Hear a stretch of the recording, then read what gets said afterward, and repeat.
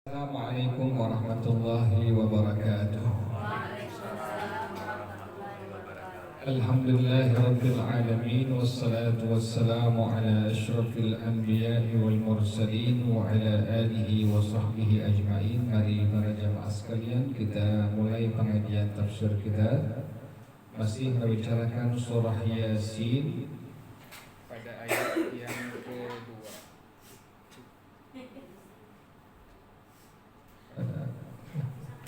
Pada ayat yang kedua, wal Qur'anil Hakim. Kita ulang kembali karena belum rampung, kemarin belum selesai.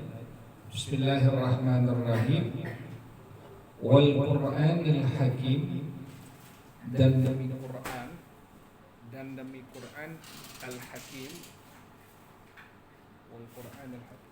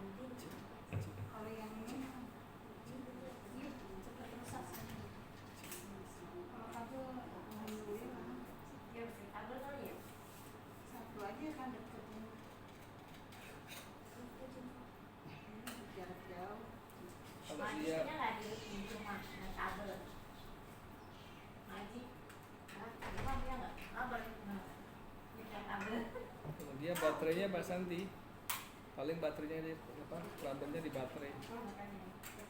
Ada baterai baru, cek ya.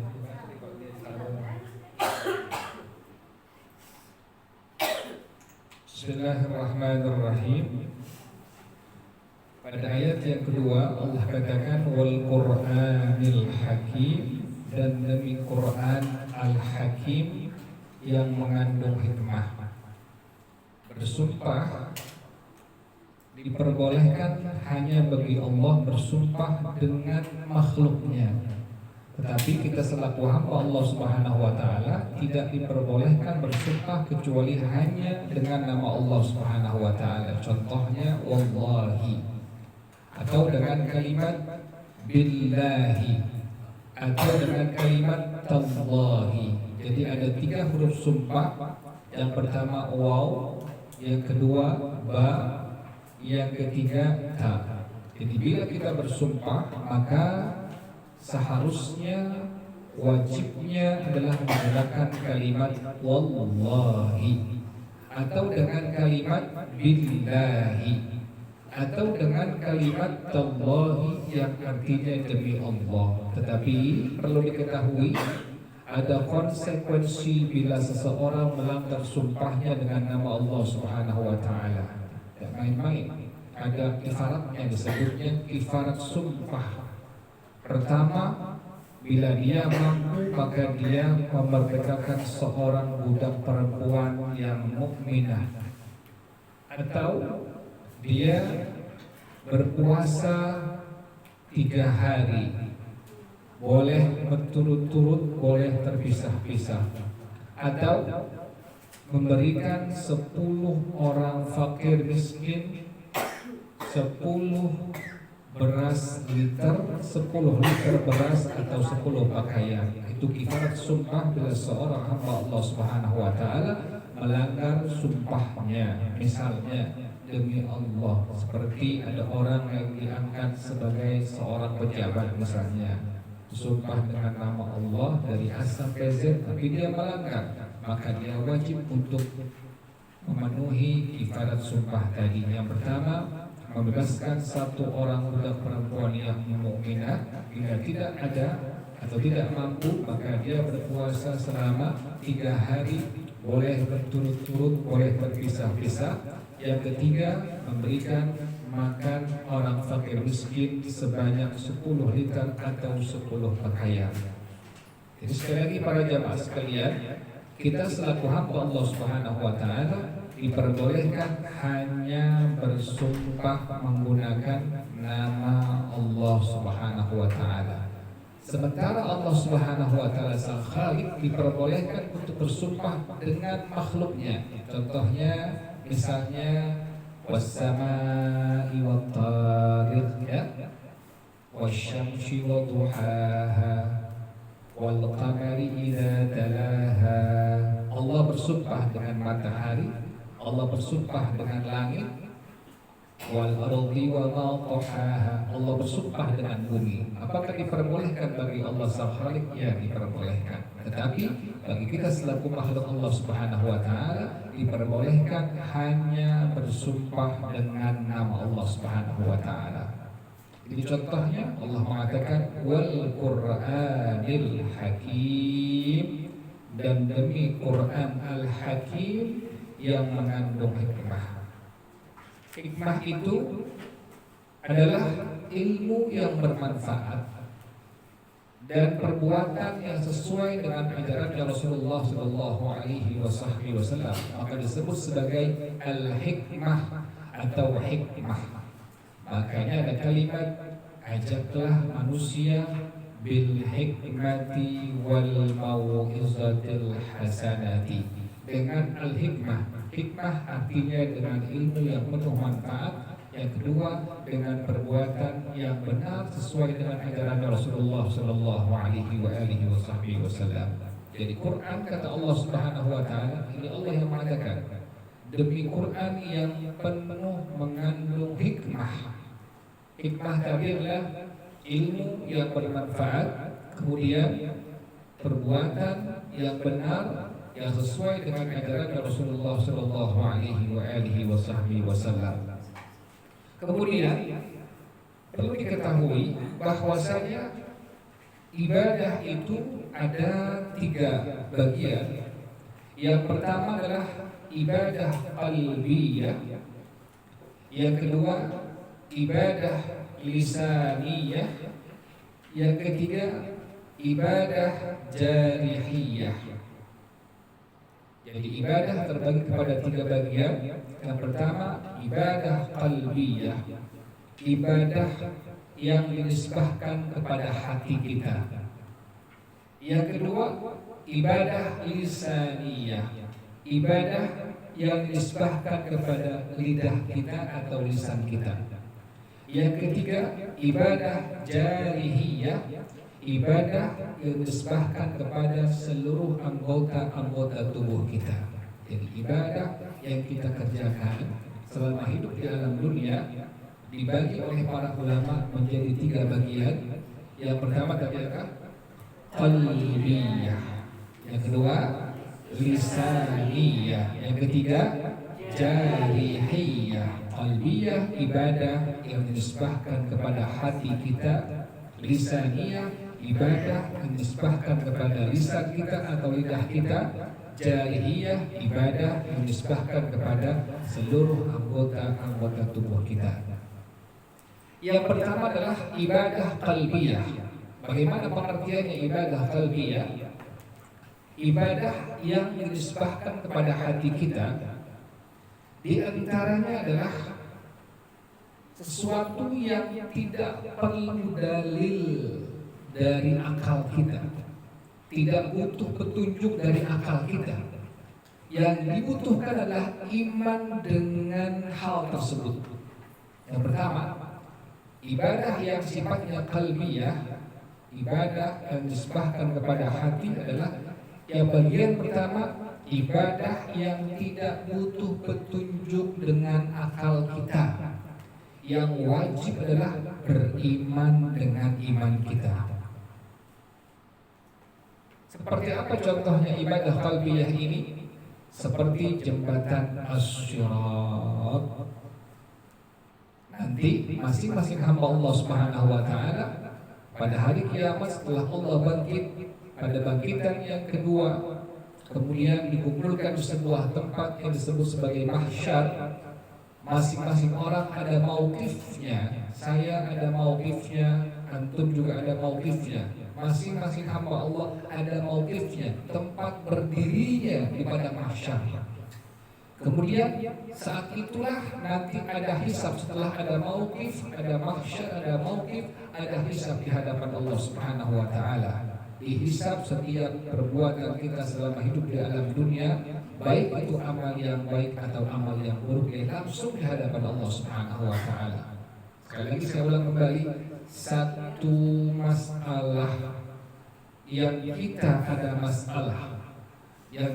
ada masalah dengan hamba-hamba Allah Subhanahu wa taala, itu akan dihisab lamanya selama 5.000 tahun di hadapan Allah Subhanahu wa taala. Makanya kita hidup dalam dunia sudah baik-baik saja dengan hamba-hamba Allah Subhanahu wa taala. Bila ada orang yang menguji kita, balas dengan kebaikan. Bila ada orang yang menceritakan kita di belakang kita, balas dengan kebaikan. Kenapa demikian? Setiap satu masalah yang berkaitan dengan hamba Allah yang lainnya, nanti seseorang akan berdiri dihisab di hadapan Allah Subhanahu wa taala selama dari berapa tahun? 5.000 tahun. Satu hari di akhirat sama dengan 1.000 tahun di bumi. Satu hari di akhirat sama dengan 1.000 tahun di bumi. Makanya kata para ulama, alangkah indahnya, alangkah bagusnya kita baik-baik saja dengan hamba-hamba Allah yang lainnya. Jadi pertama adalah ibadah qalbiyah, ibadah yang tidak butuh petunjuk dengan akal, tapi wajib hal ini apa? Beriman dengan hal ini. Contohnya seperti ada as-sirat. Nanti setelah kita sudah dihisab, masing-masing hamba Allah Subhanahu wa taala akan melewati satu jembatan yang disebut as-sirat, membentang. Kalau selamat, ujungnya adalah surga Allah Subhanahu wa taala, di bawahnya adalah neraka jahanam dan neraka-neraka yang lainnya. Setiap hamba Allah Subhanahu wa taala nanti akan menyeberangi jembatan tersebut yang disebut sebagai as-sirat. Bagaimana as-sirat ini? Kata Rasulullah sallallahu alaihi wasallam, as-sirat ini lebih tipis dari sehelai rambut. Itu yang pertama. Yang kedua, lebih tajam dari pedang yang sangat-sangat tajam. Jadi kita bisa bayangkan, as-sirat itu adalah seperti tadi, lebih tipis dari sehelai rambut. Yang kedua, lebih sangat tajam dari pedang yang sangat-sangat tajam. Akan dilewati oleh setiap hamba Allah Subhanahu wa taala. Setiap hamba Allah Subhanahu wa taala, baik mukmin ataupun kafir, tergantung dari masing-masing amal ibadahnya selama hidup di alam dunia. Ada yang cepat seperti kuda yang tangkas, ada yang seperti kilat menyambar, ada yang dia berjalan, ada yang dia merangkak. Subhanallah, ada yang merangkak itu orang, merangkak lama. Tapi bagi seorang hamba Allah Subhanahu wa taala yang dia senang ke masjid, senang ke musalla, senang ke surau, senang ke langgar, nanti pada waktu melewatinya ada sebuah bahtera besar. Subhanallah. Jadi kita sebenarnya pada hakikatnya bagi seorang hamba Allah Subhanahu wa taala yang hidup di alam dunia ini, yang senang ke masjid untuk iktikaf, untuk baca Quran, untuk menghadiri kajian-kajian, maka kita sebenarnya kata para ulama sudah memesan tiket di alam dunia untuk apa? Untuk masuk nanti di bahtera yang besar yang akan membawa kita masuk dalam surganya Allah Subhanahu wa taala. Jadi kalau seandainya orang yang sekarang nggak mau kemana? Ke masjid, nggak mau ke mushola, berarti dia tidak memesan tiket dari sekarang untuk masuk ke dalam bahtera tadi. Allah, makanya untungnya kita ucapkan alhamdulillah, masya Allah, la quwwata illa billah. Itu yang pertama. Pertama, yang ibadahnya adalah sifatnya qalbiyah, ada asyraf.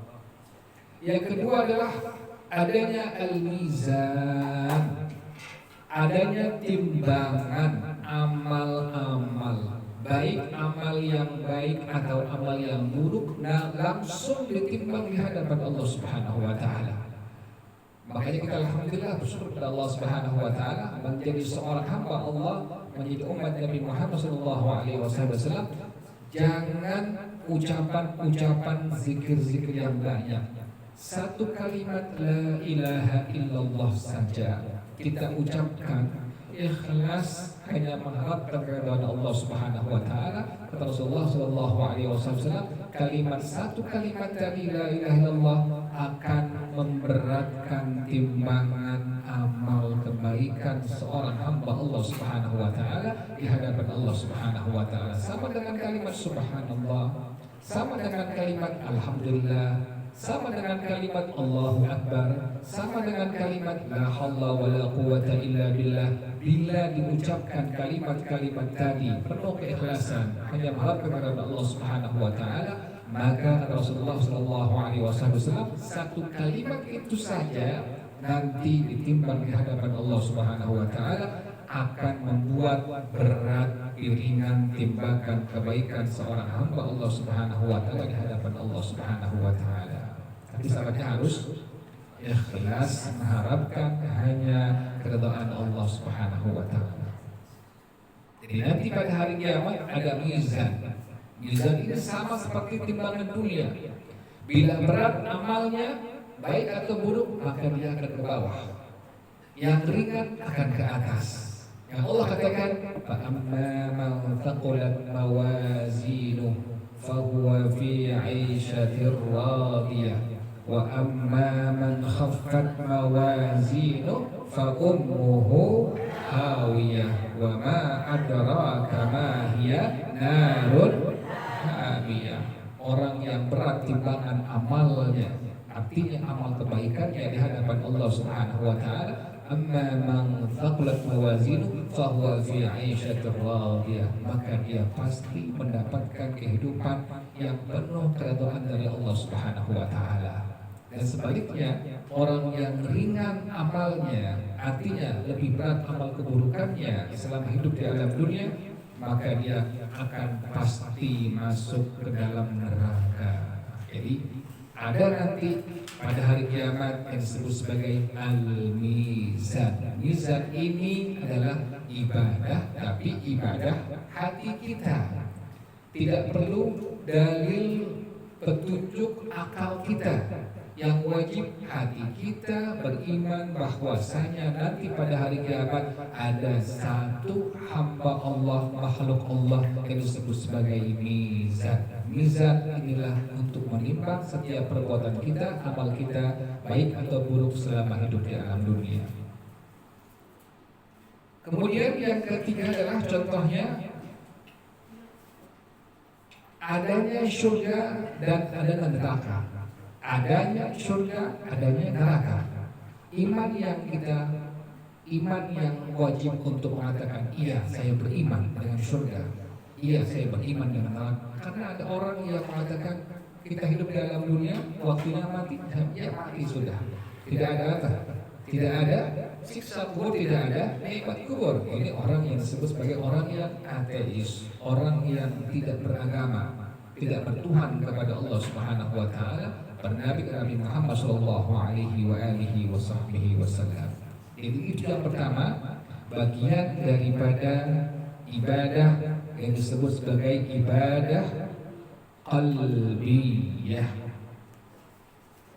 Kemudian para jamaah sekalian, yang berikutnya adalah ibadah lisaniyah. Ibadah yang dinisbahkan kepada lisan kita. Contohnya kita mengucapkan kalimat Yasin, itu ibadah lisan, ibadah lidah kita. Lidah kita beramal soleh di sana. Pada waktu kita mengucapkan Wal Qur'anil Hakim, itu ibadah lisaniyah. Lisan kita yang berbuat amal soleh, amal kebaikan. pada waktu kita mengucapkan Allahumma salli wa sallim ala Sayyidina Muhammad wa ala ali Sayyidina Muhammad, itu ibadah lisaniyah. Lisan kita yang berbuat amal kebaikan, amal saleh. Itulah bagian yang kedua yang disebut sebagai ibadah lisaniyah. Yang ketiga adalah ibadah jarihiyah.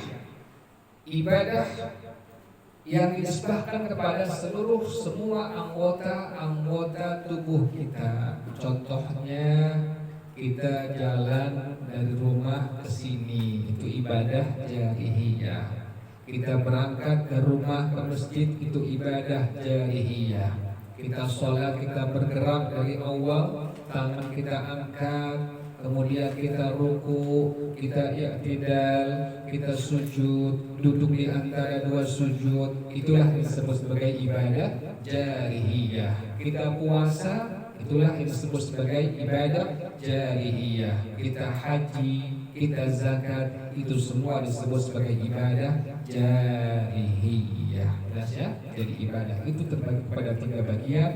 Yang pertama ibadah qalbiyah, ibadah yang disebahkan kepada hati kita. Yang kedua ibadah lisaniyah, ibadah yang disebahkan kepada lisan kita atau lidah kita. Yang ketiga ibadah jarihiyah, ibadah yang disebahkan kepada semua anggota tubuh kita. Jadi manakala kita baca Quran, maka berarti di sana adalah ibadah apa namanya?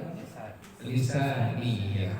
Kita bersedekah kepada orang lain, kita berbagi kepada orang lain, disebut sebagai ibadah apa? Jarihiyah. Jadi semua adalah bentuknya ibadah kepada Allah Subhanahu wa taala. Dan semua ibadah tadi semua dikandung, diatur dalam Al-Quran.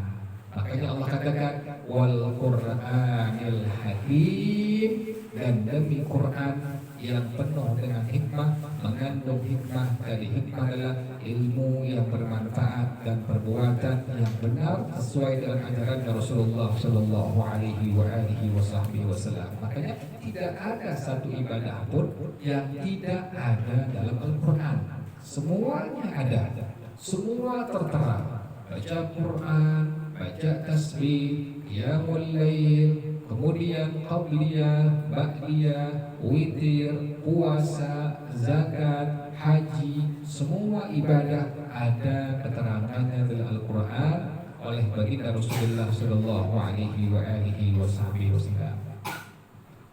Ayat yang ketiga, innaka laminal mursalin, menggunakan kalimat inna dan menggunakan kalimat laminal. Keduanya adalah huruf untuk ditaukid, memperkuat, mempertegas. Sesungguhnya engkau wahai Nabi Muhammad sungguh termasuk seorang rasul. Kenapa demikian? Dikarenakan orang-orang kafir di kota Mekah, orang musyrik di kota Mekah, mereka mengingkari kenabian kerasulan Nabi Muhammad SAW. Mereka semua mengingkari, padahal mereka semua mengetahui. Bagaimana contohnya? Contoh misalnya orang yang disebut sebagai Abul Hakam, Amr bin Hisham, yang masyhur dengan sebutan Abu Jahal. Ini Abu Jahal Nabi yang benar, artinya bapaknya kebodohan. Asalnya dia punya gelar Abul Hakam, bapak yang dapat memutuskan setiap hal yang terjadi perselisihan di antara orang-orang Quraisy. Dialah yang menentukan, dialah yang melerai. Siapa namanya? Amr bin Hisham Atullah alaih, yang masyhur pada akhirnya sampai hari ini dengan kalimat Abu Jahal. Kenapa demikian? Karena Abu Jahal ini, para jamaah sekalian, dia setiap malam itu datang ke rumahnya Rasulullah Shallallahu Alaihi Wasallam. Untuk apa datang ke rumah Rasulullah Shallallahu Alaihi Wasallam? Dia datang untuk mendengar bacaan Quran yang dibaca oleh baginda Rasulullah Shallallahu Alaihi Wasallam. Jadi subhanallah, ini orang yang memusuhi Nabi, tapi setiap hari, setiap malam datang ke mana? Ke rumah Rasulullah Shallallahu Alaihi Wasallam. Untuk apa? Untuk mendengarkan Quran yang Nabi sedang baca di malam hari. Sampai pada malam yang pertama ini, dia kepergok dengan dua temannya. Kata temannya, wahai Abu Hakam, kau kesini ngapain? Kata Abu Jahal, saya kesini untuk mendengarkan ucapan yang bukan ucapannya Nabi Muhammad SAW. Padahal sudah apa ini? Sudah mengakui bahwa yang Nabi baca, yang Nabi ucapkan bukan ucapan Nabi. Kata Abu Jahal, sesuatu yang dibacanya penuh hikmah, penuh mutiara hikmah. Kata Abu Jahal demikian. Ini bukan ucapan dia. Ini bukan ucapan dari Nabi Muhammad SAW. Padahal sudah apa itu? Sudah mengakui. Kemudian kata temannya, orang Arab itu kalau kepergok, dia pasti akan berjanji. Kata temannya, kita berjanji, besok kita tidak akan kesini lagi. Kata sudah apa? Sudah kadong, kata orang Jakarta, sudah kadong, sudah terlalu kepergok. Karena orang malu ya, padahal dia ingkar, padahal dia dusta dengan Nabi Muhammad, nggak mengakui Nabi Muhammad sebagai seorang Nabi, seorang Rasul. Tapi malam pertama ketemu dengan dua temannya, tanya, kamu ngapain di sini? Saya ingin mendengar ucapan yang bukan ucapan Nabi Muhammad SAW. Subhanallah itu. Janjian berjanji malam-malam berikutnya tidak akan lagi datang ke rumah Rasulullah SAW. Tapi para jemaah sekalian, Abu Jahal untuk malam keduanya karena masih sangat ingin mendengarkan. Subhanallah ini musuh yang musuhi Nabi ini, tapi mempercayai bahwa yang Nabi ucapkan bukan ucapan Nabi. Malam kedua dia jalannya ngindik. Apa ngindik bahasa ini ya? Ngindik ya. Paham ngindik ya? Ngendap ya. Dia jalannya takut orang tahu. Dia pelan-pelan jalannya, pelan-pelan. Takut dua teman yang kemarin sudah berjanji ini akan mengetahui kedatangan Abu Jahal ke rumah Rasulullah SAW. Dia pelan-pelan, kemudian dia lihat kanan kiri tidak ada orang, sampai ke rumah Rasulullah SAW. Sama dengan dua teman ini juga sama-sama ngedik juga, sama-sama dia. Akhirnya berpisah berdua ini tempat yang berbeda. Kemudian sudah berapa lama kemudian tahu-tahu kamprokan lagi. Kamu ngapain di sini? Saya masih sangat ingin mendengarkan ucapan yang bukan ucapannya Nabi Muhammad SAW. Subhanallah. Makanya sampai hari ini itu di medsos itu di IG terutama kita lihat orang-orang kafir dan muslim itu bila diperdengarkan Al-Quran mereka mengatakan ini ucapan sangat indah. Subhanallah. Di Amerika, di negeri Eropa ada seorang muslim itu memperdengarkan dengan mic di telinga si orang muslim ini. Coba kamu mendengar ini, apa yang kamu akan komentari? Ditaruh berapa menit kemudian setelah dia mendengar diambil itu ditanya, bagaimana komentar Anda dengan tadi yang kau dengar itu? Apa jawaban mereka semua yang muslim di zaman sekarang ini? Itu ucapan yang sangat perlu, yang sangat luar biasa, yang sangat masuk ke dalam hati kami. Subhanallah, subhanallah, yang sangat masuk ke hati kami. Padahal dia belum tahu itu Quran, belum tahu itu Quran. Subhanallah, itulah muslim. Artinya apa? Benar kata Allah Subhanahu Wa Taala bahwasanya kenabian Rasulullah SAW membawa Al-Quran itu tidak akan terbantahkan sampai hari kiamat. Kenapa demikian? Karena Allah yang mengatakan innaka laminal mursalin. Dari dulu, dari zamannya orang-orang kafir musyrik Quraisy di kota Mekah Al-Mukarramah, di Madinah, mereka yang bakal kepada Rasulullah SAW. Padahal sesungguhnya di hati mereka mengiyakan kebenaran ajaran Rasulullah SAW. Makanya para jamaah sekalian tidak pelan-pelan setelah beberapa lama itu banyak orang-orang yang dulunya memusuhi Rasulullah, tidak senang dengan ajaran Rasulullah SAW yang Nabi bawa dari Allah Subhanahu Wa Taala, pada akhirnya menjadi sahabat kentalnya Rasulullah SAW. Contoh Sayyidina Umar bin Khattab radhiyallahu taala anhu. Kan beliau dulu pada waktu adiknya masuk Islam, beliau sangat geram dengan adiknya. Sangat geram, sangat marah, sampai dipukul adiknya. Kenapa kau meninggalkan agama bapak-bapak moyang kami, bapak-bapak moyang kita? Kenapa kau meninggalkan agama bapak-bapak moyang kita? Demikian kata Sayyidina Umar bin Khattab radhiyallahu anhu di masa belum masuk Islam. Pas adiknya, adik iparnya membaca surah Toha terus sampai habis, Sayyidina Umar langsung dia berpikir hatinya bersikeras untuk segera menemui baginda Rasulullah Sallallahu Alaihi Wasallam. Sampai sahabat-sahabat Nabi ketakutan. Ini ada apa Sayyidina Umar ini? Pasti ingin membunuh Nabi Muhammad ini. Karena demikian ya. Sampai sahabat yang lain mengatakan, wahai Umar, engkau ingin ketemu dengan Nabi, engkau ingin apa? Apa ada Nabi Muhammad? Tidak ada.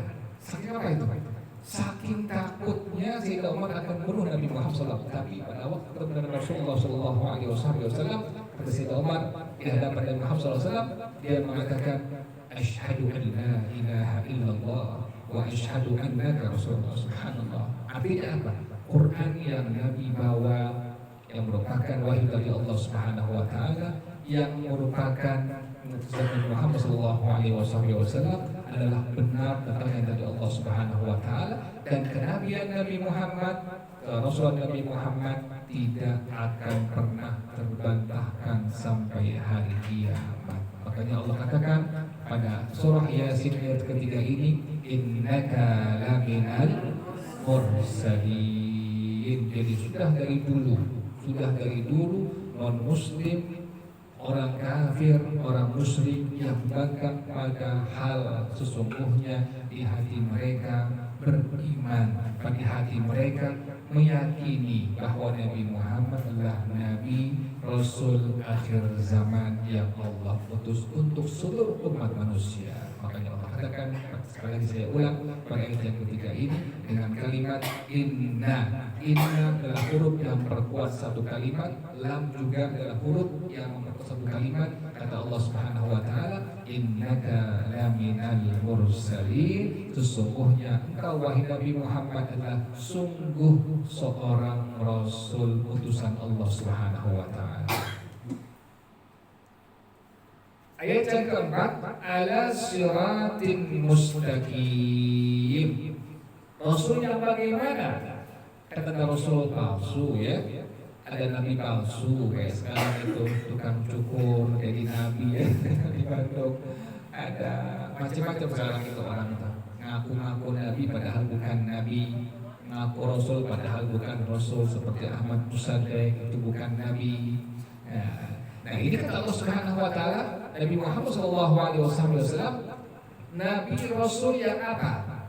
Ala siratin mustaqim, tafsirnya ala thabitin ala syariatin syarifatin, membawa ajaran syariat yang penuh kemuliaan dari Allah Subhanahu wa taala. Setiap hukum dari hukum wajib, yang kedua hukum sunnah, yang ketiga hukum haram, yang keempat hukum makruh, yang kelima hukum mubah, semua adalah hukum yang membuatnya adalah Allah Subhanahu wa taala, bukan Nabi Muhammad sallallahu alaihi wasallam. Sekali lagi saya ulang kembali, 5 hukum yang ada yang disebut sebagai hukum taklifi, 5 hukum taklifi, 5 hukum yang Allah bebankan kepada semua hamba Allah Subhanahu wa taala. Tadi pertama wajib, yang kedua sunnah, yang ketiga haram, yang keempat makruh, yang kelima mubah. Itu semua adalah yang membuat Allah Subhanahu wa taala Nabi Muhammad adalah sebagai Nabi seorang Rasul yang hanya menyampaikan hukum-hukum 5 tadi. Jadi bukan Nabi Muhammad yang bikin hukum wajib, bukan Nabi Muhammad yang mengatakan puasa Ramadan wajib, bukan Nabi Muhammad yang mengatakan salat 5 waktu wajib, bukan. Semua adalah hukum Allah yang membuat. Nabi Muhammad hanya seorang nabi, hanya seorang rasul yang menyampaikan hukum-hukum tadi yang disebut sebagai 5 hukum taklifi. Yang pertama hukum wajib, yang kedua hukum sunnah, yang ketiga hukum haram, yang keempat hukum makruh, yang kelima hukum mubah. Nah, Nabi Muhammad kata Allah Subhanahu wa taala, ala siratin mustaqim. Seorang rasul yang bagaimana membawa ajaran syariat yang mulia di hadapan Allah Subhanahu wa taala. Makanya seorang hamba Allah Subhanahu wa taala bisa menjadi mulia. Contohnya Sayyidina Bilal bin Abi Rabah. Kan beliau seorang apa? Seorang budak. Seorang budak masuk ke agama Islam sampai disiksa oleh tuannya, ditindih dengan batu yang sangat besar di tengah-tengah gurun pasir yang sangat panas. Kata tuannya, ayo keluar dari agama Nabi Muhammad, ayo kau sembah lagi Tuhan-Tuhan kita. Kata Bilal, Ahad, yakni Allahu Ahad, Allah yang Maha Esa. Allah tidak ada serikat bagi Allah Subhanahu wa Subhanallah ini. Maka beliau kata Rasulullah sallallahu alaihi wasallam, wahai Bilal, saya mendengar di surga waktu Nabi Isra dan Mi'raj, saya mendengar di surga itu ada suara dari sendalmu. Subhanallah. Orangnya belum apa? Orangnya belum meninggal ya. Orangnya masih hidup di alam dunia. Rasulullah sallallahu alaihi wasallam, wahai Bilal ketahuilah, wahai Bilal ketahuilah, saya mendengar dalam surga suara sendalmu. Jadi Bilal masih di mana? Di alam dunia. Tapi suara itu sudah dari sendalnya surga. Suara sendal itu sudah ke surganya Allah Subhanahu wa taala. Kata Sayyidina Bilal, Rasulullah, saya tidak pernah meninggalkan setiap saya wudu untuk melakukan sholat sunnah wudu sebanyak 2 rakaat. Sebab itulah beliau Allah berikan keistimewaan, sendal beliau suaranya sudah terdengar di mana? Dalam surganya Allah Subhanahu wa taala. Padahal beliau seorang budak belia, seorang hamba sahaya, tapi karena melaksanakan ajaran Rasulullah SAW, maka beliau menjadi seorang hamba Allah yang sangat mulia di hadapan Allah Subhanahu wa taala. Jadi orang yang mengikuti ajaran Rasulullah SAW, pastilah ini orang akan menjadi hamba Allah yang mulia di hadapan Allah Subhanahu wa taala. Makanya kemuliaan bukan di hadapan manusia. Kemuliaan bukan di hadapan manusia. Siapapun hamba Allah Subhanahu wa taala, kemuliaan yang dia capai, yang dia raih bukan di mata manusia, tetapi adalah di hadapan Allah Subhanahu wa taala. Makanya berapa banyak dari orang-orang yang dilihat oleh orang lain, dia orang miskin, dia orang hina, dia budak, tapi ternyata dia orang yang sangat mulia di hadapan Allah Subhanahu wa taala. Contoh seorang tabi'in yang bernama Sayyidina Uwais Al-Qarni radhiyallahu ta'ala anhu. Itu beliau kalau nyari makan di tempat sampah. Kalau nyari makan di tempat sampah, maaf, barang-barang anjing. Barang-barang anjing. Kata beliau, wahai anjing, ini makanan bagian saya, itu bagian kamu. Jangan kau ambil bagian saya. Subhanallah. Itu beliau sampai demikian mencari makanan yang halal, tidak mau barang yang syubhat apalagi yang haram yang beliau makan. Sampai demikian beliau makan, demikian keadaannya. Orang-orang bilang Uwais itu adalah orang-orang gila. Dia orang gila, orang kurang berakal. Tapi lihat para jamaah sekalian, Rasulullah Shallallahu Alaihi Wasallam berpesan kepada kedua sahabatnya, yaitu Sayyidina Umar dan Sayyidina Ali radhiyallahu taala anhuma. Sayyidina Umar dan Sayyidina Ali, dan berpesan kepada keduanya, wahai Umar, wahai Ali, bila kalian bertemu dengan seorang yang bernama Uwais Al-Qarni, maka mintalah doa darinya agar Allah mengampuni dosa-dosa kalian berdua. Subhanallah. Apa resepnya? Ternyata Uwais Al-Qarni adalah di antara hamba Allah Subhanahu wa taala yang mengikuti secara maksimal ajaran Rasulullah SAW. Apa di antaranya? Dia seorang anak yang bakti kepada ibunya. Subhanallah. Subhanallah. Padahal orang lihatnya ini orang gila. Ini orang kurang berakal. Kenapa demikian? Makannya saja barang apa lagi? Barang apa lagi? Barang anjing tempat sampah. Ya Allah. Jadi bukan kemuliaan, bukan di mata manusia, bukan di hadapan manusia.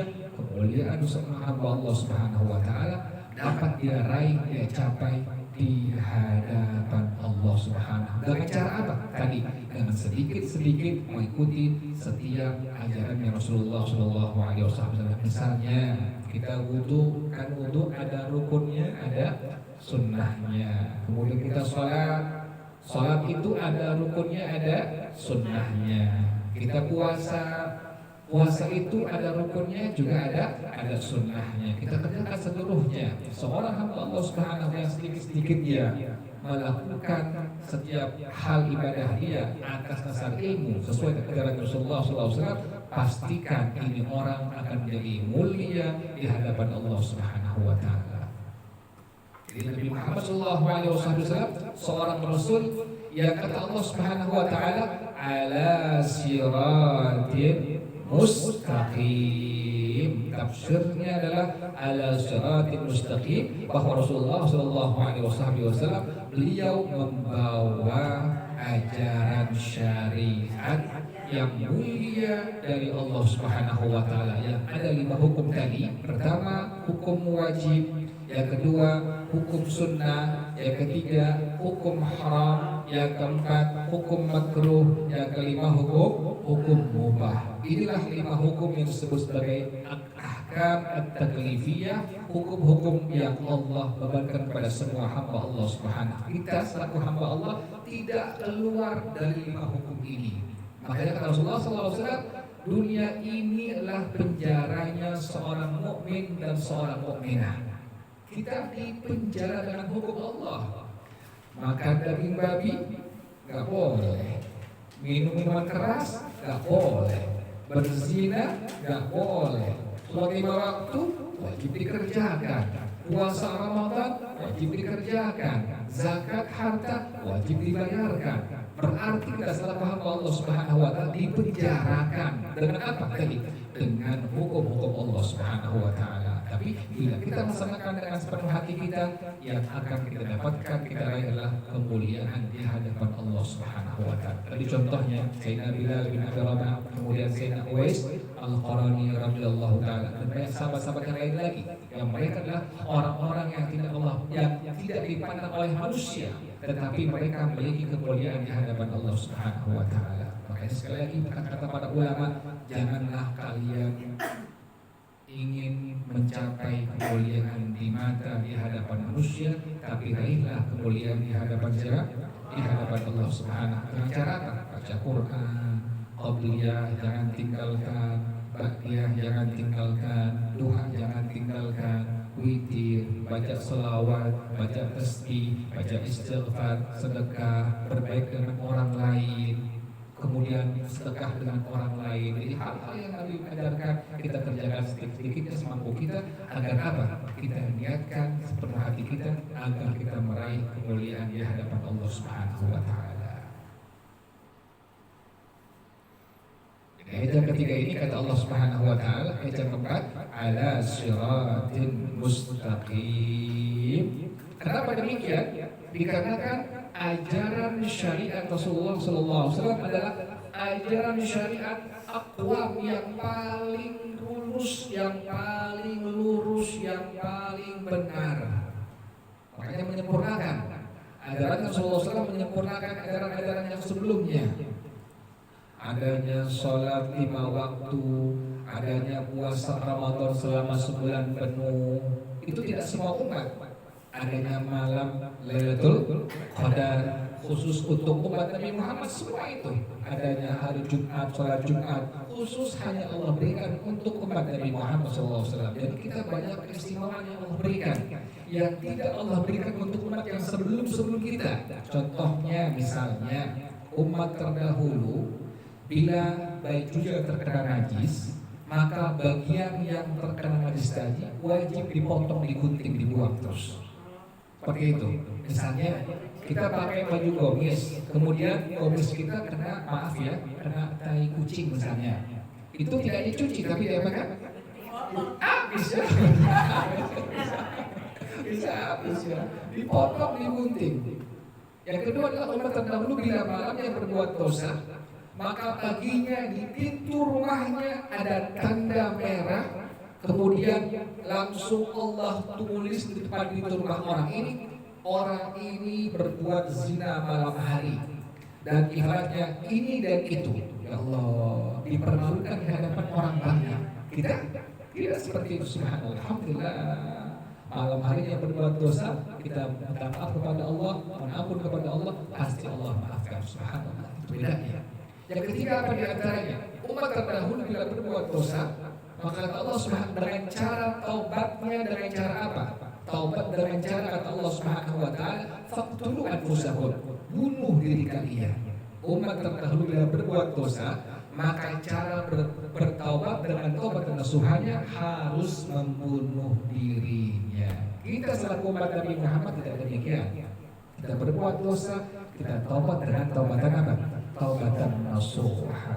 Jadi syariat Nabi Muhammad SAW adalah syariat yang paling benar, syariat yang paling lurus. Ini kita alhamdulillah bersyukur kepada Allah Subhanahu wa taala terlahir sebagai umat Nabi Muhammad sallallahu alaihi wasallam. Segala kembali lagi bahwasanya ajang tempat ini kata Allah Subhanahu wa taala bahwasanya ajaran syariat Nabi Muhammad sallallahu alaihi wasallam ala siratin mustaqim. Nabi membawa ajaran yang penuh syariat yang penuh kemuliaan dari Allah Subhanahu wa taala, dan ajaran Rasulullah SAW adalah ajaran yang paling lurus, ajaran yang paling benar di hadapan Allah Subhanahu wa taala. Wallahu a'lam bishawab. Silakan dari jamaah sekalian yang ada pertanyaan. Ustaz, saya tanya. Ya, silakan. Seseorang yang sudah taubatan nasuha, sudah betul-betul taubatnya, sholatnya tidak ketinggalan, taubatan nasuhanya juga tidak ketinggalan, tapi masih mengganjal, kurang apa ya, kurang puas perasaan itu seperti taubatnya diterima apa tidak ya gitu. Yeah. Tapi terus menerus dan mengingat waktu mudanya dan selalu menangis cuma nyesal banget misalnya waktu mudanya. Yeah. Nah setelah umur udah 60 lebih itu taubatannya benar-benar menyesali perbuatan dia waktu muda. Yeah. Nah dia tanyakan apakah itu salah satu ciri taubat itu diterima, ataukah dia menyesali terus setiap hari dia menangis. Itu bagaimana Ustaz? Jadi tanda seseorang itu akan min ahli sa'adah, termasuk ahli syurga. Kata Rasulullah SAW adalah di antaranya adalah orang ini terus mengingat dosa, kesalahan, maksiat di masa lampaunya.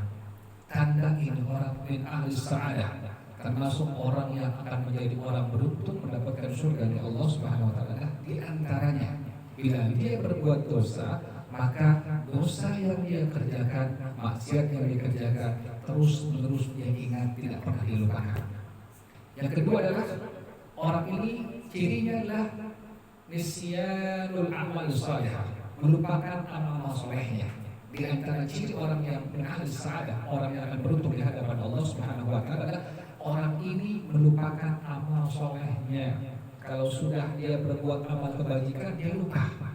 Jadi bukan kalau nggak ada saya itu orang nggak bakal berhasil hidupnya. Seperti itu bukan orang yang amin ahli sa'adah. Jadi orang yang ahli sa'adah, orang yang bahagia di hadapan Allah Subhanahu wa taala adalah di antaranya ini orang melupakan amal-amal kebajikan, amal-amal soleh yang pernah dia kerjakan di masa lampau. Sekali lagi saya ulang, yang pertama adalah tadi apa? Selalu mengingat dosa, kesalahan, maksiat di masa lampau. Ini orang termasuk ahli surga. Yang kedua adalah dia melupakan amal-amal kebaikan, amal-amal soleh yang pernah dia kerjakan di masa lampau. Subhanallah. Yang ketiga, dirinya selalu mengingat kematian di hadapan Tuhannya. Subhanallah. Ini termasuk adalah min ahli jannah, termasuk min ahli sa'adah, orang yang akan termasuk ahli surga Allah Subhanahu wa taala. Hal itulah benar dilakukan. Karena ini orang adalah orang yang sudah bertaubat dengan taubatan nasuha. Perlu diingat, Jangan hanya dia ada rasa takut saja, ada rasa harapan. Keduanya harus jalan. Ada yang disebut sebagai ar-raja, yang kedua al-khauf. Dua hal ini harus jalan seiring seimbang. Tidak boleh khauf, takut nanti gimana di akhirat. Tidak boleh. Harus ada rojanya, harapannya. Allah Maha Pengampun, Allah Maha Pemaaf. Dosa saya banyak, saya yakin pengampunan Allah lebih luas dari dosa saya. Karena diajarkan dengan kalimat doa, Allahumma maghfiratuka awsa'u min dunubi wa rahmatuka arja indi min amali. Jadi artinya apa?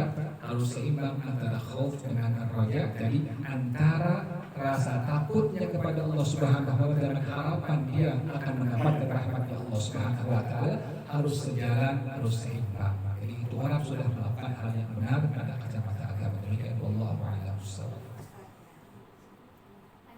Ya silakan. Kalau sholat sunah wudu itu sama dengan sholat sunah mutlak ya Ustaz? Ya. Terus kalau sholat sunah wudu itu kan 5 kali yang ini ya, Iya. sholat. Nah Iya. itu setiap wudu sholat, terus Iya. kalau misalnya orang jaga wudu, apa gitu juga habis wudu sholat gitu? Iya. Ya, jadi gimana kaifiat sholat sunnah wudu ini? Caranya adalah niatnya Allah, niat di hati kita cukup usolli saja. Jadi pas kita mengucapkan takbiratul ihram, Allah, hati niat dengan kalimat usolli saja. Rakaat pertama yang paling mudah ini adalah Al-Fatihah, Al-Kafirun. Rakaat yang kedua Al-Fatihah, Al-Ikhlas. Ini yang paling mudah caranya. Jadi setiap kali kita wudu, maka kita disunnahkan untuk apa? Melakukan sholat sunnah wudu. Cara yang paling mudah tadi, pas kita mengucapkan Allah, hati kita niat usolli, cukup sudah. Kemudian baca Fatihah, rakaat pertama dengan surah Al-Kafirun. Rakaat yang kedua Al-Fatihah dengan surah Al-Ikhlas. Itulah cara yang paling mudah mengerjakan sholat sunnah wudu. Tadi apa yang kedua? Oh, setiap wudu, ya. Artinya kalau wudu yang diperbaharui tidak ada kesunahan. Ini wudu yang pertama kali. Kita belum batal, kita wudu lagi. Yang kedua tidak ada kesunahan. Jadi yang pertama saja. Misalnya kita zuhur, sebelum zuhur sudah wudu ini. Kita belum batal, kita pengen apa? Wudu lagi. Wudu yang pertama sudah selesainya melakukan apa? Sholat sunnah wudu. Untuk wudu yang kedua yang belum batal tadi, maka tidak disunnahkan kembali. Kenapa demikian? Yang pertama tadi sudah melakukan sholat sunnah wudu tadi. Jadi wudu yang dilakukan setelah sholat sunnah wudu bila bukan memperbaharui wudu. Jadi wudu yang pertama kali ada kesunahan kita. Makanya kita sunahkan lagi perempuan yang tidak haid dan nifas disunnahkan untuk menjaga wudunya selalu. Kenapa demikian? Kata Rasulullah SAW, sesungguhnya malaikat Allah yang sangat banyak jumlahnya, yang tahu hanya Allah Subhanahu Wa Taala, memohon ampun kepada Allah untuk orang yang senantiasa dalam kondisi menjaga wudunya.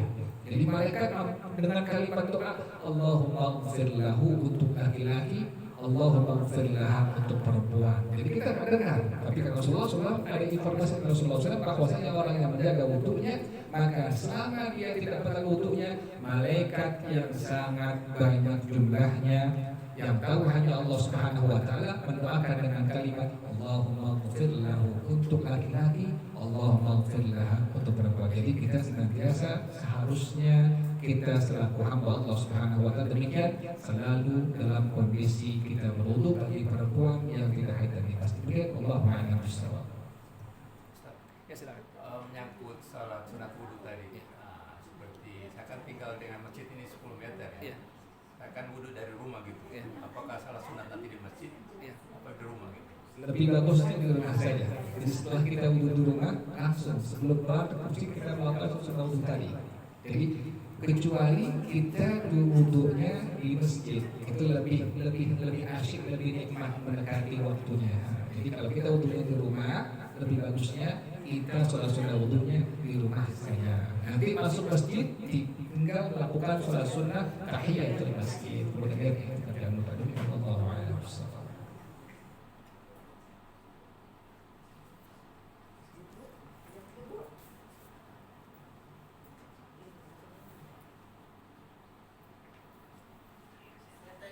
Ya silakan Ibu. Sholat kan berpuasa nih kita udah jalanin ini tarawih. Tarawih ya.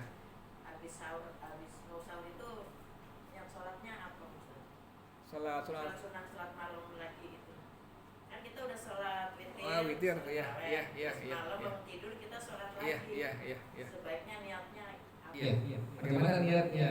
Kita udah sholat sunnah tarawih, udah witir, kita bangun jam 2, jam setengah 3, jam 3, kita wudhu, maka niatnya cukup usolli saja. Pas kita Allah, niat usolli di hati kita. Kenapa demikian? Itu masuk dalam sholat sunnah nafal mutlak namanya. Cukup niatnya usolli, cukup seperti itu.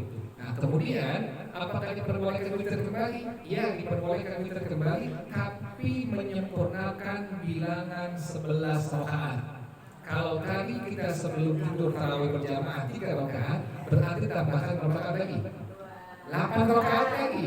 8 rakaat lagi untuk menyempurnakan bilangan witir yang terbanyak. Jadi para ulama mengatakan diperbolehkan untuk witir kembali, tapi menyempurnakan bilangan maksimal sholat sunnah witir yaitu 11 rakaat. Jadi sudah 3 rakaat witir tadi sebelum kita tidur bagi tarawih berjamaah, maka nanti pas bangun tidur sholat sunnah tahajud misalnya 2 rakaat, 4 rakaat, 6 rakaat, maka diperbolehkan tutup dengan witir kembali, tapi tutupnya kita tambahkan bilangan witir yang paling banyak yaitu 11 rakaat, kita menambahkan 8 rakaat kembali. Demikian Allahu a'lam bishawab. Jadi kalau yang mana itu kalau niatnya sholat tahajud nggak salah. Yang mana? Kalau misalnya yang mana pas Oh boleh, tidak apa-apa. Jadi misalnya ada orang yang niatnya usolli sunat tahajud, boleh. Tapi lebih bagusnya, lebih pasnya itu niatnya usolli saja. Usolli saja. Allah, niat di hati usolli. Sama seperti kita masuk ke dalam masjid jami. Dalam masjid kita masuk, kan disunahkan apa? Sholat sunnah tahiyatul masjid. Niatnya apa? Usolli saja. Allah, niat usolli, jangan usolli sunnata tahiyatul masjid kepanjangan. Ya. Jangan usolli sunnata tahiyatul masjid. Apakah boleh? Boleh. Boleh, tidak apa-apa. Tapi lebih bagusnya, lebih baiknya niat di hati kita hanya usolli saja. Jangan lupa itu. Masuk masjid kita, maka lakukan sholat tahiyatul masjid. Niatnya yang paling bagus adalah hanya kalimat tadi apa?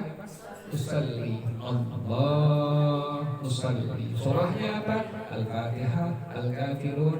Rakaat pertama, rakaat yang kedua sama Al-Fatihah, Al-Ikhlas. Demikian. Dan pas sampai sudah salam, jangan lupa di hati kita niat nawaitul i'tikafa fi hadal masjidi ma dumtu fihi lillahi ta'ala. Atau lebih gampang, lebih simpelnya hati kita berbicara, aku niat i'tikaf di masjid ini karena Allah Ta'ala. Demikian wallahu a'lam bishawab.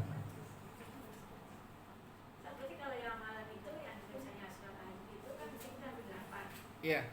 Misalnya kalau makanan witir berarti witir 8 juga. Ya menyempurnakan bilangan 11. Ya. Jadi kalau witir lagi nggak apa-apa. Ya, tidak apa-apa. Jadi para ulama tidak masalah. Ya, misalnya kita sholat sunnah taubat, sholat sunnah wudhu, pas bangun tidur kita tahajud, sholat sunnah istikharah, sholat sunnah taubat, sholat sunnah wudhu, tidak apa-apa, tidak apa-apa. Tutup dengan witir boleh kan? Boleh, silahkan. Tapi ingat dengan witir yang paling banyak yaitu 11 rakaat, berarti kita tambahkan 8 rakaat lagi. Demikian Allah a'lam bishawab.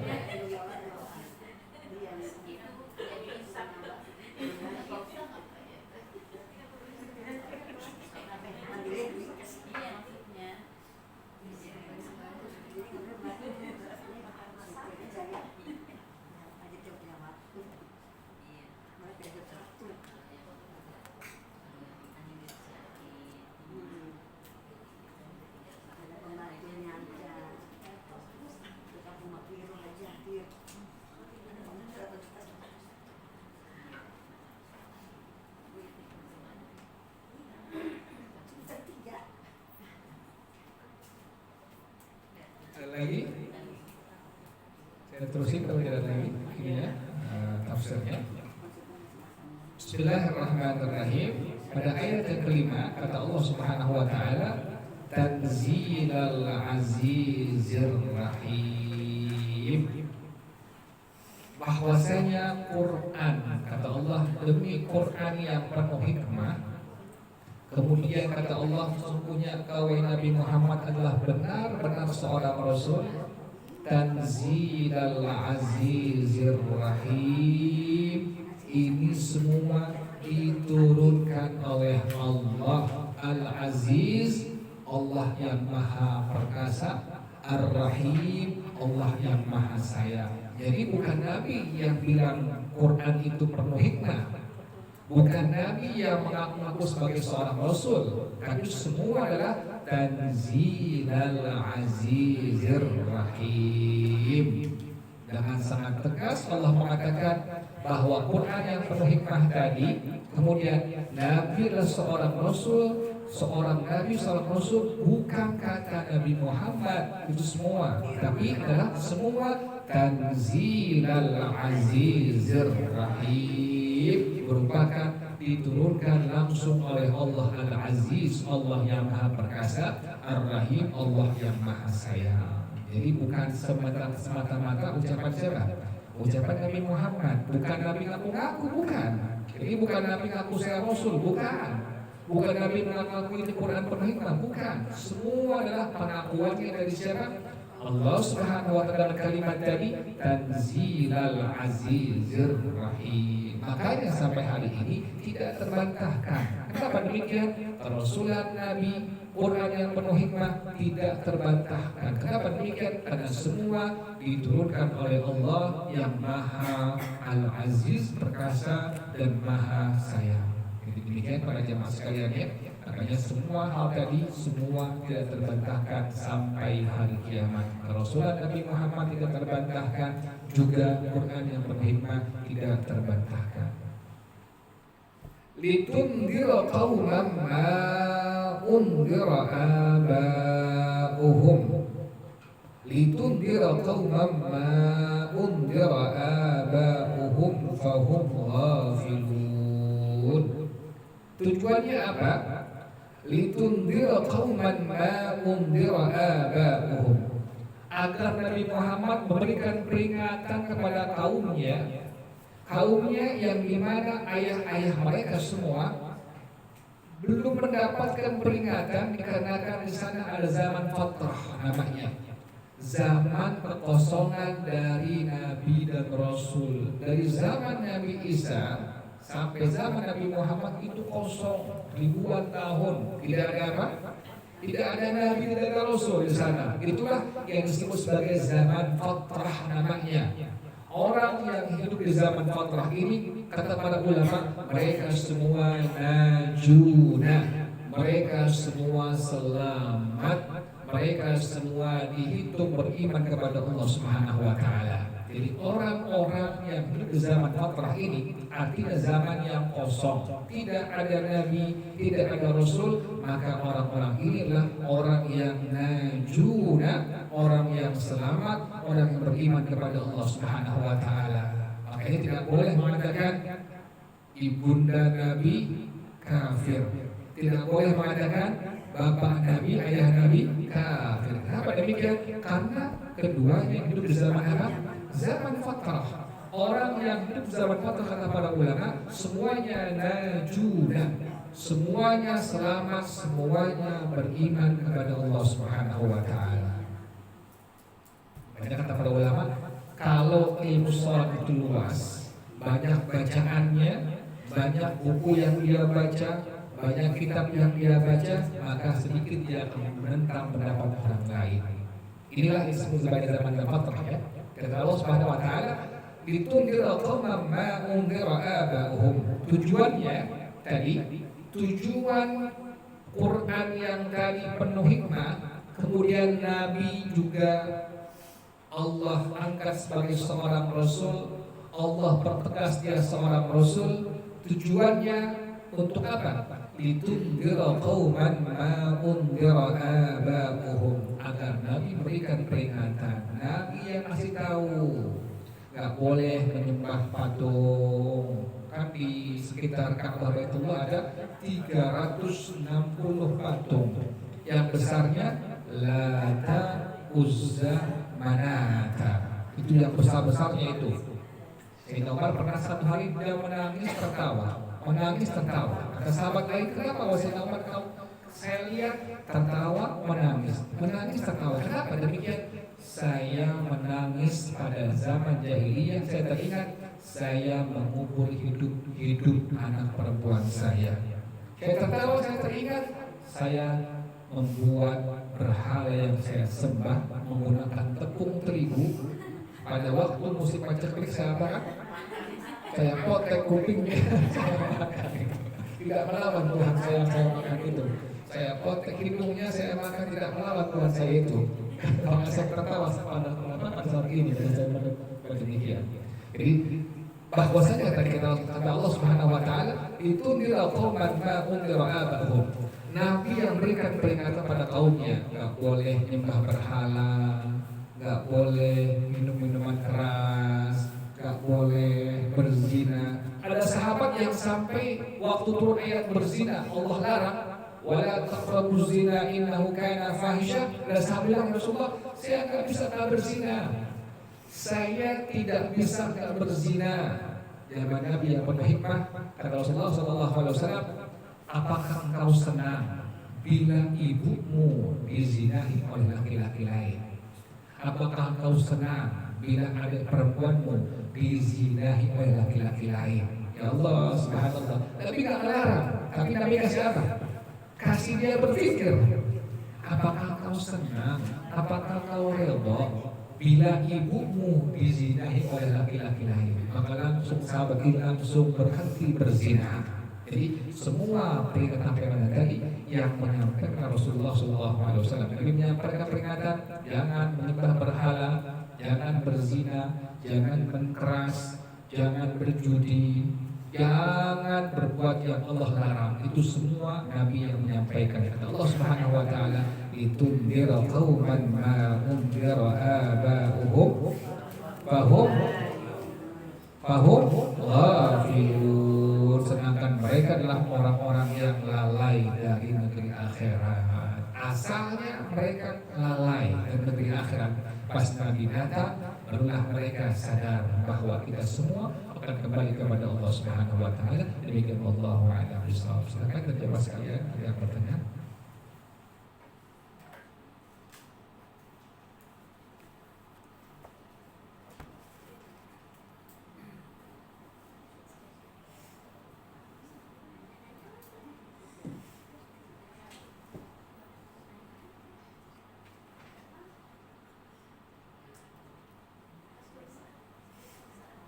Di luar tema boleh apa-apa. Ya silakan. Kalau ya kan sakit ya, misalnya kaki sakit kalau untuk sholat, terus nggak sempat tarawih di Masjid. Iya. tarawihnya misalnya cuma di rumah. Iya. Apa itu pahalanya bagaimana? Iya, iya. Bila ada orang yang tersyari, misalnya sakit atau dia masih dagang, ya, di tokonya dia tarawih. Jadi ada beberapa kasus sama seperti yang kita katakan. Ada seorang jamaah perempuan lagi yang pada saya, gimana saya tarawih di toko apakah boleh? Boleh, saya bilang. Boleh, subhanallah. Ente luar biasa. Masih meluangkan waktu untuk apa? Untuk ibadah kepada Allah SWT. Tidak tengah kesibukannya, masih mau tarawih di tokonya. Juga ada orang yang berusaha bisa sakit dia, nggak bisa ke masjid ke musala, di rumah kerjakan. Bagaimana pahalanya? Pahalanya sama di hadapan Allah Subhanahu wa taala. Kenapa demikian? Karena dia tidak sengaja meninggalkannya. Padahal sunnah itu tidak sengaja, tapi berupaya untuk apa? Untuk tetap mengerjakan satu kerjaan sunnah yang merupakan sunnah Rasulullah SAW. Jadi pahalanya sama di hadapan Allah Subhanahu wa taala. Kata Allah Subhanahu wa taala, kata Rasulullah SAW, orang yang berpuasa selama 9 penuh, kemudian tarawih selama 9 penuh, maka akan diampuni dosa-dosanya oleh Allah Subhanahu wa taala. Demikian wallahu a'lam bishawab. Jadi isinya Ustaz, apa benar memberikan santunan kepada janda itu lebih afdalnya ke janda yang muda dari ada janda yang tua.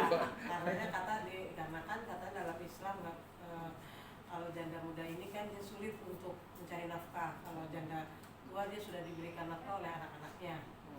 Terus yang kedua, apa boleh kita kan kalau di akhirat nanti membawa amal ibadah masing-masing, tidak mengenal suami, tidak mengenal anak, tidak mengenal siapapun itu. Apakah diperbolehkan kita menentang suami dengan tujuan kita mengerjakan satu ibadah yang menurut kita ini setahun sekali loh, gitu, seperti itikaf seperti itu, Ustaz. Tapi suami berat gitu, tapi kita tuh pengen. Kita kan nanti di akhirat kan kita masing-masing gitu. Gimana tuh Ustaz hukumnya? Iya. Jadi yang pertama dari sedekah dengan janda muda ya. Lebih utama. Sebenarnya bukan muda atau tuanya, sebenarnya dari kebutuhannya. Juga ada janda tua yang anak-anaknya tidak peduli, ada seperti itu. Jadi bukan kalimatnya bukan janda muda atau janda tua. Nah, jadi siapapun memang yang membutuhkannya, maka pada hukum agama adalah diperbolehkan untuk memberikan bantuan kepadanya. Jadi dengan kalimat tadi perlu garisbawahi kalimatnya membutuhkan kalimatnya, membutuhkan maka diperbolehkan. Untuk afdalnya mana? Dia yang lebih butuh. Misalnya yang lebih tua lebih butuh, maka afdalnya lebih tua yang lebih tua itu yang kita setuni, yang kita harus berikan bantuannya. Jadi dia kebutuhannya. Misalnya yang muda sudah mapan atau sudah ada kontrakannya misalnya, atau ada usahanya, maka yang lebih butuh tadi yang lebih tua tadi demikian. Jadi bukan mudanya, bukan tuanya. Dia dari kebutuhannya ya, kebutuhannya. Terus yang kedua dari ibadah tahunan. Apakah diperbolehkan kita memaksakan untuk keluar tetap ibadah sementara suami tidak berikan izin? Ini yang menjadi masalah. Kenapa suami tidak memberikan izin untuk ibadah kepada Allah Subhanahu wa Ta'ala? Ini yang menjadi masalah sebenarnya. Ada apa? Kok nggak boleh buat ibadah? Kalau untuk maksiat baru dilarang. Ini kan ibadah. Tarawih misalnya di masjid, di mushola, di salim. Kalau dilarang, ini berarti yang menjadi masalah suaminya. Ada apa suaminya ini? Jadi apakah diperbolehkan untuk mengerjakannya? Diperbolehkan. Kenapa demikian? Allah memerintahkan, Nabi yang memerintahkan. Jadi secara baik-baik bilang kepada suami, ayah, abang, ini kan setahun sekali ibadah. Kita harus maksimalkan. Kita tak tahu umur masih ada tahun atau tidak. Demikian. Jadi cara-cara yang baik kita berikan info kepada suami. Demikian Allahu a'lam bishawab. Walaupun suami tidak ridho itu Ustaz ya. Ya kalau untuk ibadah masa nggak gitu. Kadang-kadang suami dulu nggak apa-apa nggak usah lah gitu. Mesti di rumah aja pengen tahun ini gini-gini gitu. Padahal kita tuh kayaknya mau begini pengen harus nih pokoknya tahun ini. Iya. Kalau suami yang memang akalnya, hatinya untuk agama pasti tidak melarang. Silahkan, yang penting mau ibadah dimanapun. Apalagi mau ke masjid, ke mushola itu luar biasa.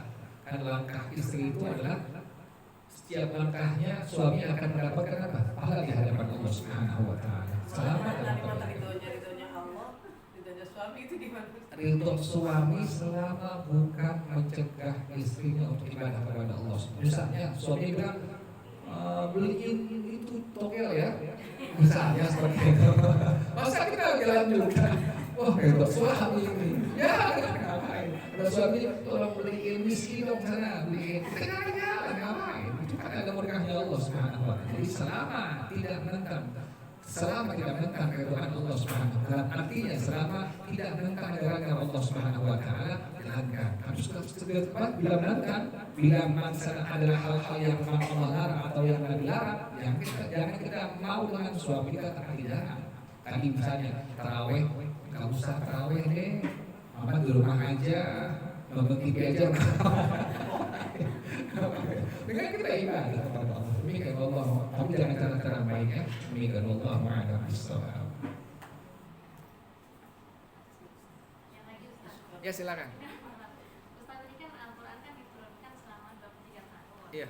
Nah itu kan diturunkan setiap ada peristiwa ya Ustaz. Iya betul. Ya. Nah terus bisa menjadi Quran secara urut gini dari Al-Fatihah, Baqarah, An-Nisa Iya. itu diturunkan dari Allah lagi atau gimana? Ya, dari Allah demikian. Jadi dari Allah demikian. Dari Al-Fatihah, Al-Baqarah terus sampai Anas demikian.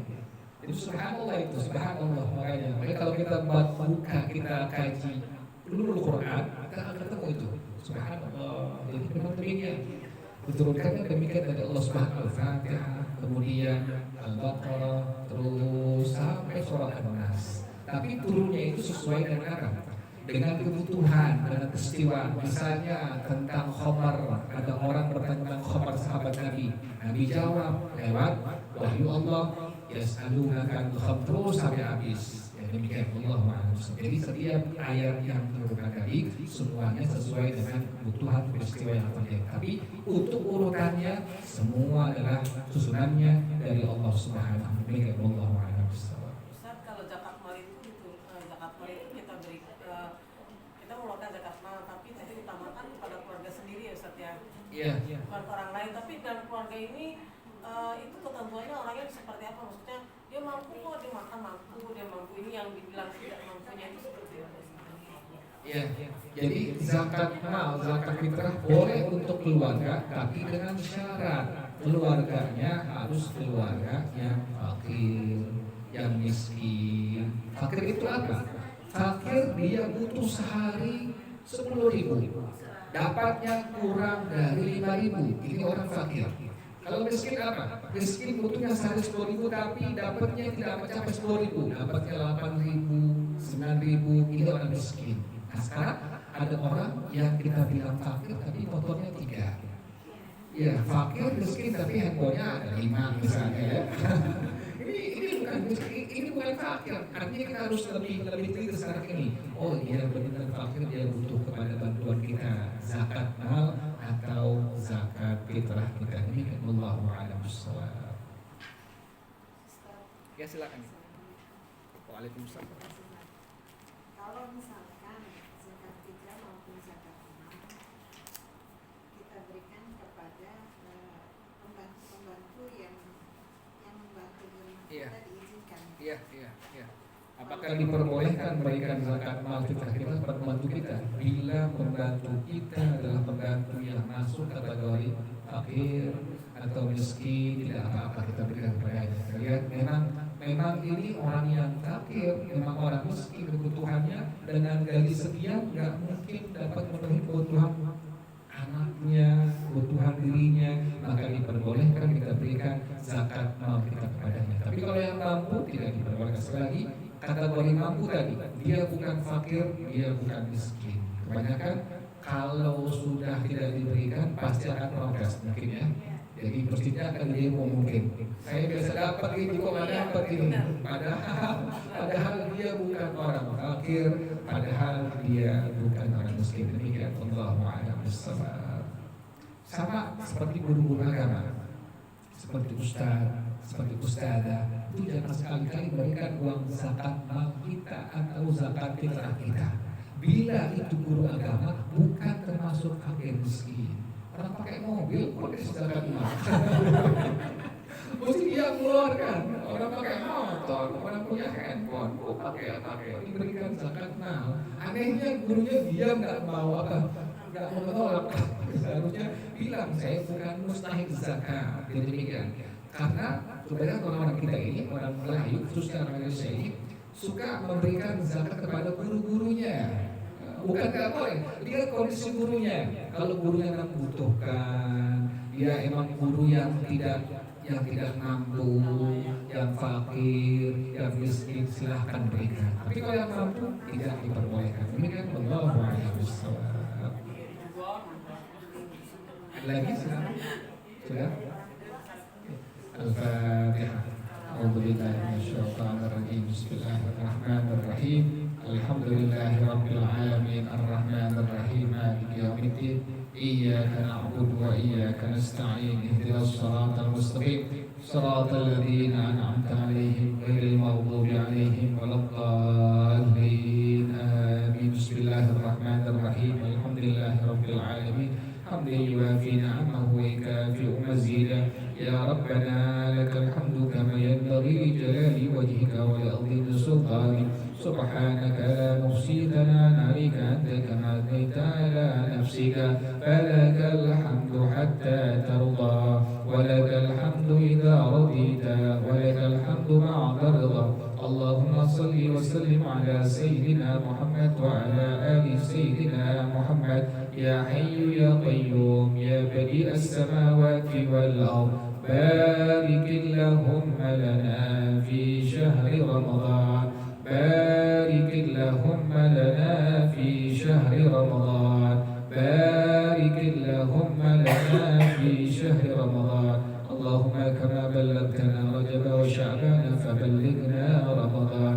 ربنا تقبل منا إنك أنت السميع العليم وتب علينا إنك أنت التواب الرحيم. ربنا آتنا في الدنيا حسنة وفي الآخرة حسنة وقنا عذاب النار يا ذا الجلال والإكرام يا أرحم الراحمين. Bersama-sama Rabbi ighfirli